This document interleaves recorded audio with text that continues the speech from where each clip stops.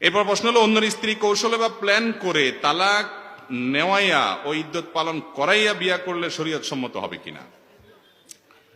কারোর স্ত্রী, আল্লাহ মাফ করুক, এরকম কৌশল করে যদি কেউ তালাক নেওয়া এবং সে তাকে পরবর্তীতে বিয়ে করার পরিকল্পনা করে, এ সাধারণ জেনাকারী না, বরং একটা সংসার ভঙ্গকারী এবং একজন মানুষ, একজন পুরুষের হক নষ্টকারী, একজন নারীর হক নষ্টকারী, পরকীয়ার মতো ডেঞ্জারাস রোগের রোগী।